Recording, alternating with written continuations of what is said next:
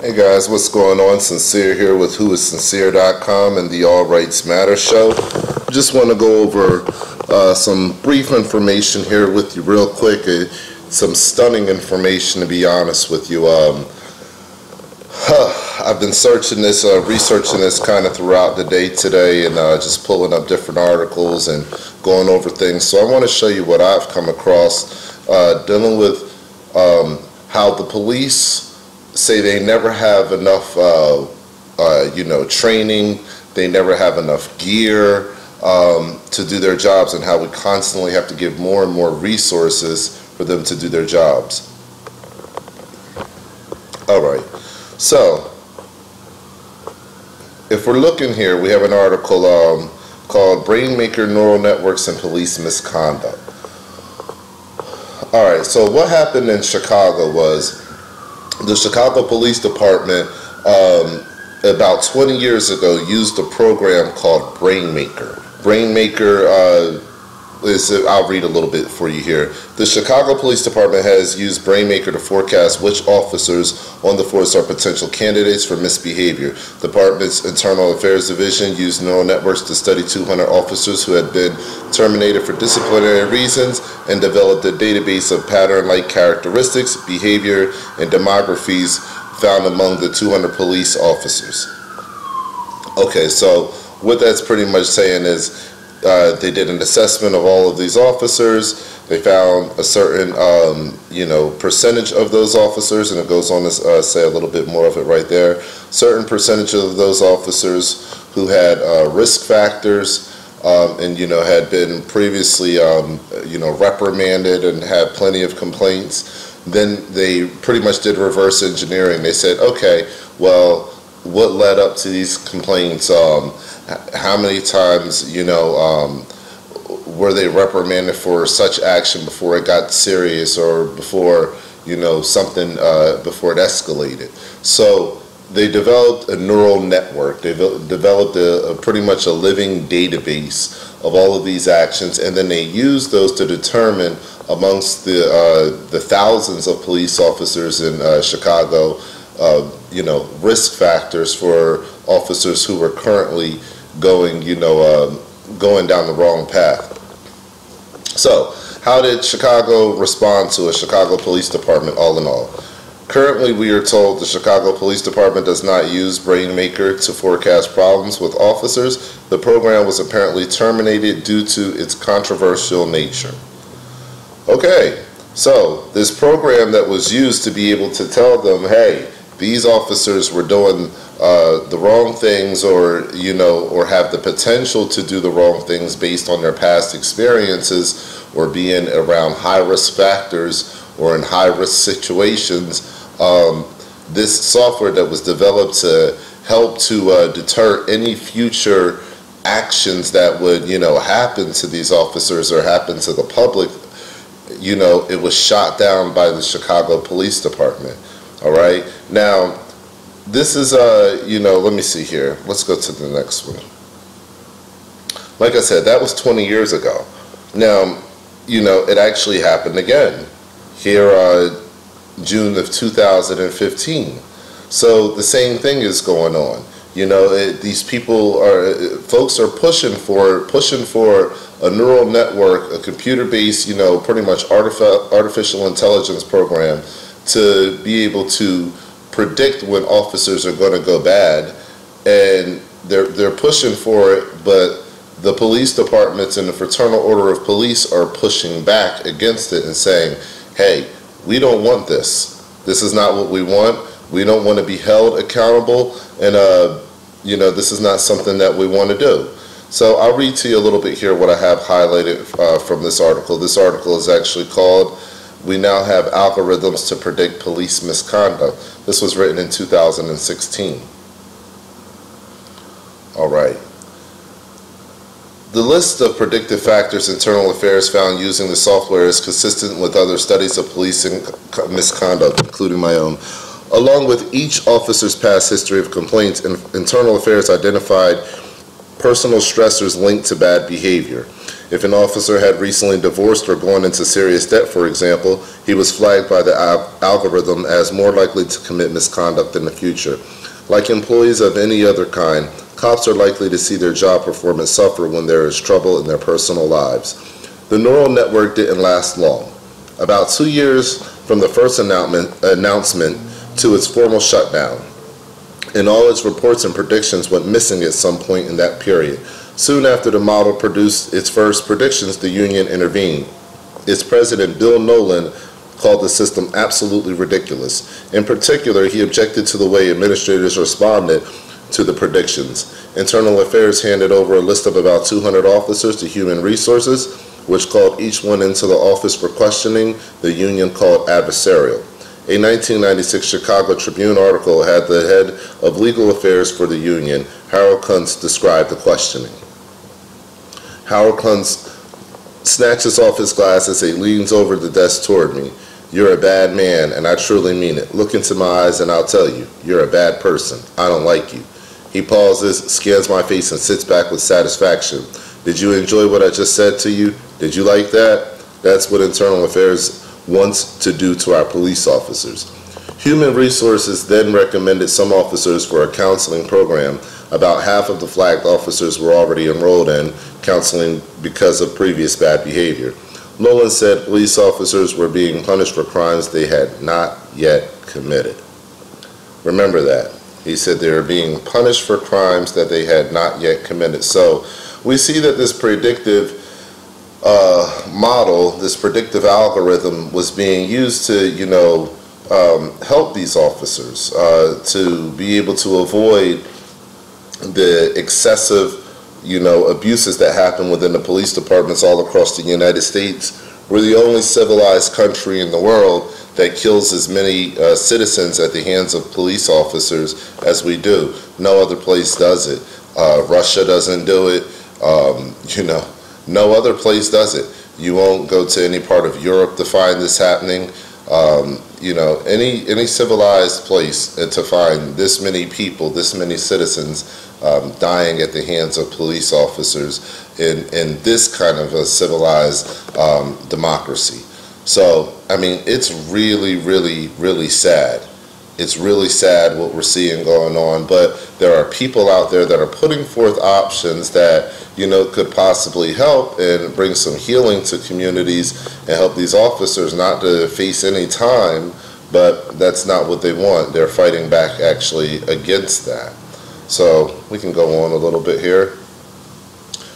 Now, I'm not going to go through all of this stuff here because it's a lot, but I'm just introducing you to the topic so you get a little bit more information about the fact that this is out there. These neural networks, this predictive programming through algorithms to help detect, for early detection of, misconduct or behavior unbecoming of a public officer. These programs are already available. And, for these police institutions to keep wanting more equipment and more upgrades to their, to the militarization of their police force, they want all of these things, but they don't want the things that could possibly help them. So this has an interesting twist at the end. We're going to keep going, though. All right. Now, this article was written in 2015, and it says, But of the 162 Chicago police officers with 10 or more misconduct complaints in the past 4 years, just one was enrolled in the department's program as of October, according to a Chicago Reporter analysis of data obtained through a Freedom of Information Act request. So, pretty much, this article, and the reason why I brought this article up, because in the title of it is Program That Flags Chicago Cops at Risk of Misconduct Misses Most Officers. So now they're saying that, in this article in 2015, that this program actually is missing most officers, that it's not helping. So as they fight back against the program and say that it doesn't, say that they don't like it and they have, concerns about it, concerns whether it's going to be used to charge officers and stuff like this. Now they're saying that it's pretty much ineffective. But we're going to go deeper into why they're saying it's ineffective, and it actually says it all right here in this article. It goes on to say, overall, there were just 11 officers enrolled in CPD's 2 primary early intervention programs out of more than 12,000 sworn officers in the department, the nation's second largest law enforcement agency. I believe Los Angeles is the first. Those numbers defy belief, said Samuel Walker, an emeritus professor at the University of Nebraska and a leading national expert on police early intervention systems. He says the system isn't working and is designed not to work. Isn't that interesting? Okay? So, back to what I was pretty much saying. You know, that the point of this article is to say that this system is not working the way that it was designed to work. But as we go further in the article, we find out, you know, a lot more of why it's not working the way it's supposed to work. So, let's read here. Nationally, only about 10% of police misconduct complaints are sustained, said Dennis Keeney, a professor at the John Jay College of Criminal Justice in New York.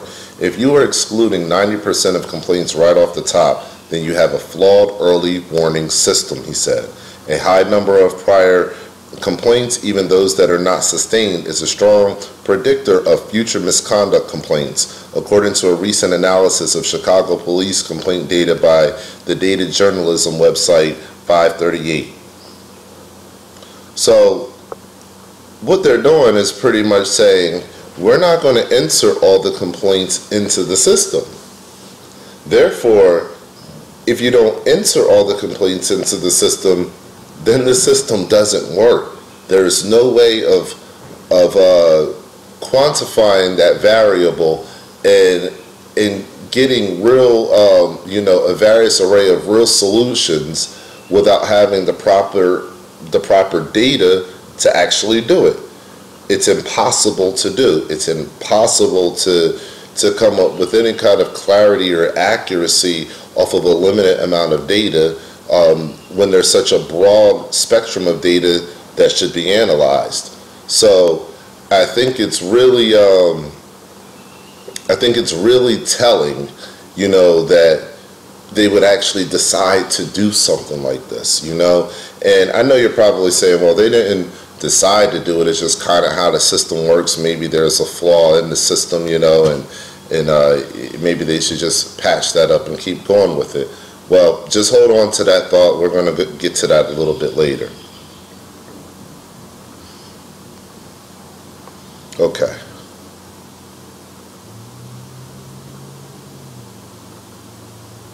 See, and with the intervention systems that they have in place now, which are really slow intervention systems, and they're people-based, you know, and it may just involve just a small infraction, like maybe if you yelled at a civilian or something like that, maybe you get a couple hours worth of training or something like that in civilian interaction. You know, so they have these small trainings that happen on a local level, and that's not really put through any kind of computer system. It's maybe just kind of put through an internal review of maybe you've had too many complaints within 12 months, within 6 months. So, you know, at a local level, you know, maybe a sergeant or something like that is going to actually give the training on what you can do to, you know, avoid certain situations. So let's read this. A third non-disciplinary intervention program deals with officers who have minor incidents of being rude or disrespectful towards civilians that don't reach the threshold for a formal misconduct investigation. The interventions for that program are far too light to be taken seriously, Walker said. After the first incident, it's a conversation with the supervisor, he said, and then it escalates very slowly. Only after the fourth incident in 5 years is an officer eligible for one of the more serious intervention programs. As of October, there were 516 officers enrolled in this program, about 4% of all officers on the force. Okay, so these smaller programs, you know, that don't even get put into the computer model, this is what they're doing. They're going with other models. They're not dedicating the true breadth of their resources to putting it into a computerized model that can accurately track the data over time and give an accurate depiction of what's really going on over time. Okay? And, you know, not only that, they lost the data. You know, let's not forget that. They magically lost the data. So after the program was terminated, now the data's gone. Where is the data at? You know, you could probably ask a million people in Chicago PD right now, where is the data at? All right, let's read on a little bit here. To have a truly robust early intervention system, you want to have as much information as possible, said Lana Rosen something, the former head of Chicago's Independent Police Oversight Agency. Unlike many others around the country, Chicago's early intervention systems do not use computer programming to identify potential problematic officers. On that front, CPD was actually more advanced in the mid-90s than it is now. Let's read that again. On that front, CPD was actually more advanced in the mid-1990s than it is now. In 1994, the department purchased off-the-shelf software called Rainmaker for $850. It analyzed 200 officers who had been fired for disciplinary infractions to determine what behaviors or character traits they had in common. Rainmaker then used that information to create a predictive algorithm which could be applied to the rest of the force to identify other officers who might need help. At the time, there were 12,500 officers on the force, and the software identified 91 for intervention, a rate nearly 8 times higher than today's early intervention systems. Okay, that's at that time, and what they were able to identify just on that first round, and that's still 8 times higher than what today's early intervention systems are saying. And today's early intervention systems are not using any software. Okay? So, isn't that very interesting that the program that they scrapped was the program that was able to identify actually more? Okay? So, this article is saying, you know, program that flags Chicago cops at risk of misconduct, what's the rest of it? At risk of misconduct, misses most officers. No, it really doesn't miss most officers. It actually adds more officers to that list, and that's a proof of it right there. Okay, so let's read that again. At the time, there were 12,500 officers in the force, and the software identified 91 for intervention, a rate nearly 8 times higher than today's early intervention system. The department was initially enthusiastic about the results, but later said the program was never implemented because of opposition by the Fraternal Order of Police, the union that represents Chicago's rank-and-file police officers. By 1997, the Rainmaker program was gone, and the data it had collected was deleted. At the time, CPD's deputy superintendent said the size of Chicago's force makes it pretty much impossible for all at-risk individuals to be identified by supervisors. But that is exactly how CPD's early intervention programs are set up today.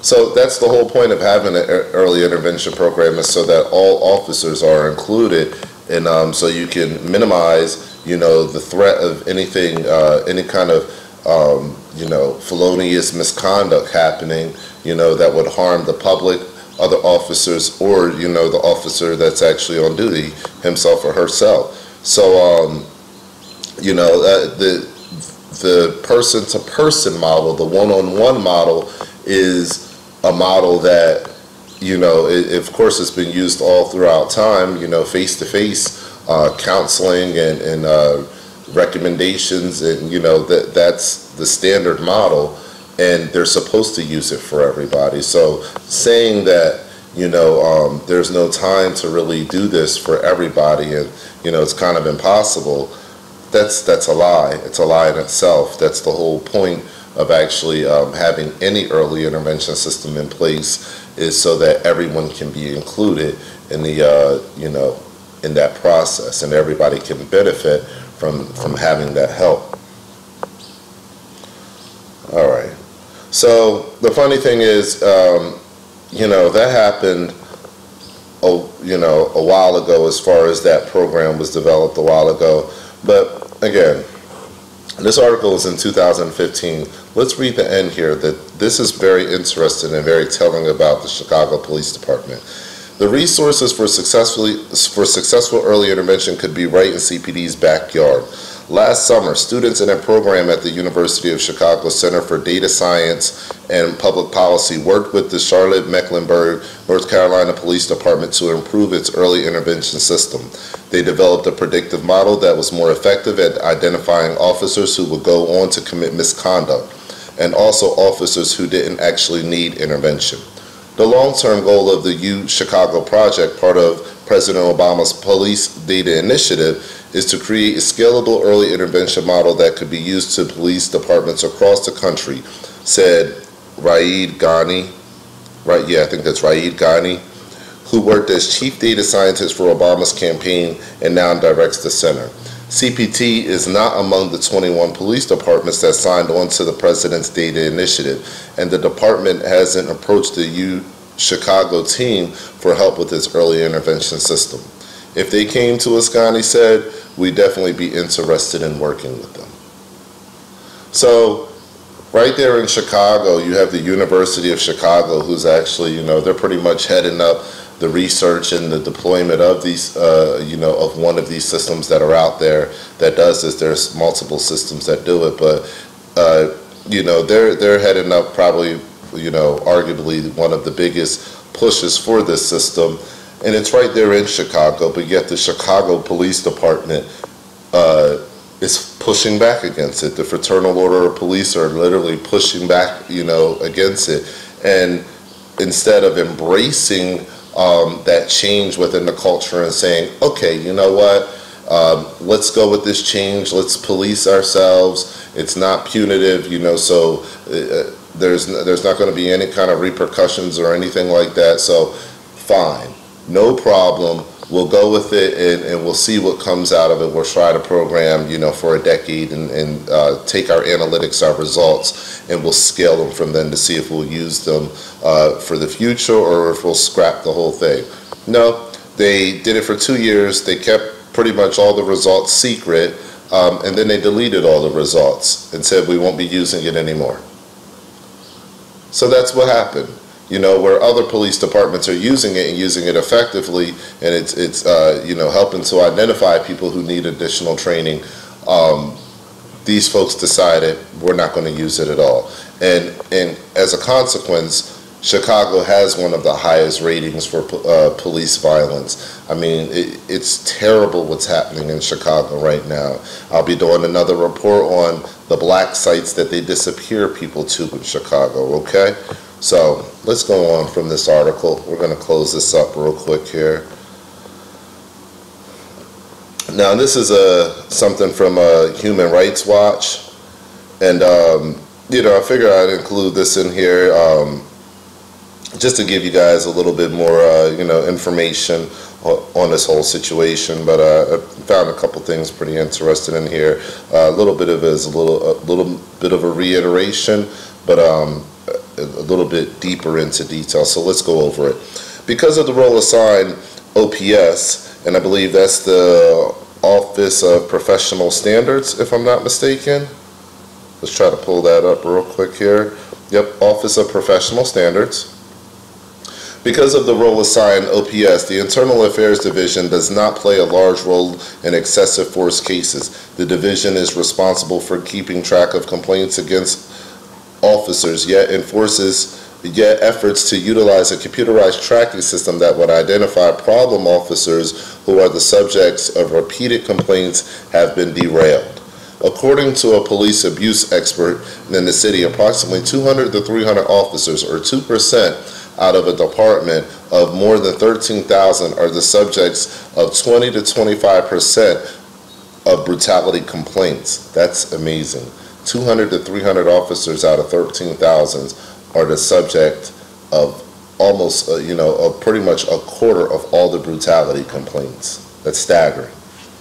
In July 1994, Police Superintendent Rodriguez announced the use of a computer system called Rainmaker that would identify officers whose records indicated that they required additional oversight training or counseling with the goal of keeping problem-prone officers from becoming worse. Attorneys representing alleged police abuse victims in civil cases claimed that an IAD sergeant deleted the list of problem officers generated by Rainmaker once attorneys began requesting the list. The head of IAD disclosed in a deposition that the Rainmaker system was used and that reports were generated every 3 months from the beginning of 1995 through mid-1996. It was not clear what, if anything, was done to deal with officers identified in those reports, or what became of the reports themselves, which are now missing. I mean, that's just dirty. Just dirty. They don't want accountability, and that's clear to see that they don't want accountability. It's very telling, right there. And this is, guys, this is from Human Rights Watch. So let's continue. Police personnel are not always willing to receive complaints and pass them to OPS. One police sergeant interviewed by Human Rights Watch stated that he talked to complainants to determine whether the complaint is good. He contended that many complaints are made by people who are arrested who just want to cause trouble for the officer. He also said the department does not like one-on-one complaints. He stated that most firings of police officers are related to drug charges or corruption, and rarely to the use of excessive force. And that's crazy. So, why are we talking about all of this? This is why. The Chicago PD's top tech officer is betting on, let me get that out of here. The Chicago PD's top tech officer is betting on sensors and smartphones to help curb shootings. So what I wanted to show you in this article, and I'm not going to go through the whole thing, I'm just going to get down to the part that I want to get down to, and just go over it real briefly, because it's, you're going to get the point right here.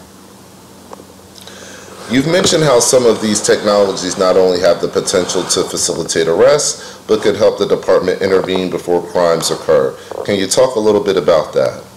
Here's the answer.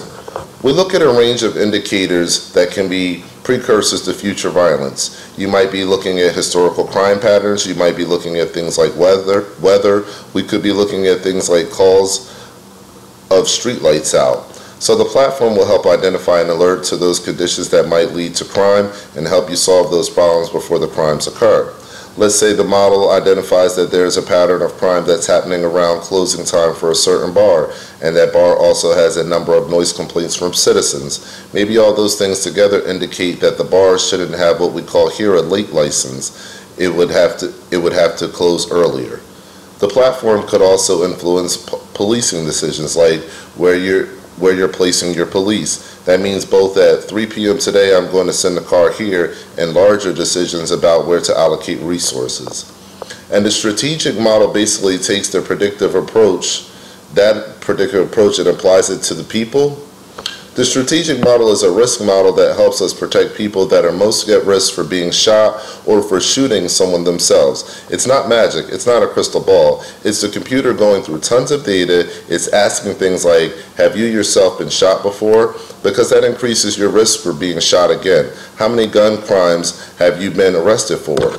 Is your criminal activity increasing or decreasing? It's nothing else. It's nothing about race. It's nothing about gender. Nothing about ethnicity. It's not even biased about where you live. It's just those objective measures, and with pretty good accuracy, it can predict your risk of being involved in future violence. It's not designed to be a punitive model. It's designed to save lives. The entire goal is to intervene in a way that reduces someone's likelihood of being involved in a crime. We can make a visit to a person saying, we want to get you out of the cycle of violence.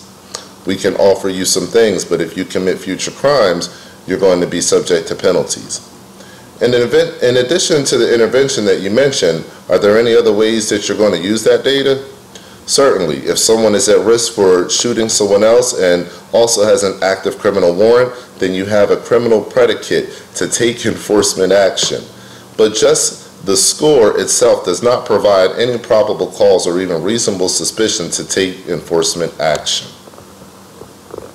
So this is what we're talking about, guys. All of that I just read to you is, let's scroll back up and see if I can find this guy here. Okay, that's Deputy Chief Jonathan Lewin. Okay, so I mean, this is, you have to think about the technology that's being pushed out by these police departments and what they're advocating for. This whole discussion here is about the cameras, about the shot sensors that, you know, that can hear the gunshots and pretty much triangulate a position of where the gunshot came from. It's about all of these things, you know. It's about this, you know, this, what is that model called? The strategic subject model. It's about the strategic subject model. It's about all of these algorithms that are watching you, being placed around you every day, the predictive model that's being used for the public, and they're advocating for this heavily. While they're advocating for this predictive model to be used for the public, they're also asking for more funds for the militarization of police departments. While they're doing that, they're also saying, we don't want to be monitored by the same predictive models. That is lunacy. That's craziness. You see it with your own eyes. The police are not playing fair. They don't want to be monitored, but they want everything that you do to be monitored. Isn't that interesting? Isn't that very interesting? So I just kind of wanted you guys, you know, to see that, to get an idea. You know, we went down the articles. We only did 5 articles, but on this 5th article, just to show you how far they're willing to go with this monitoring, okay? They're using predictive algorithms on the people of Chicago, you know, and pretty much just using a whole ton of data to predict whether you'll be shot or whether you'll commit crime before it actually happens. But yet they don't want to use the same predictive models to cut down the abuses of misconduct within the police department. So I think it's very contradictory, and I think it's something that should be addressed.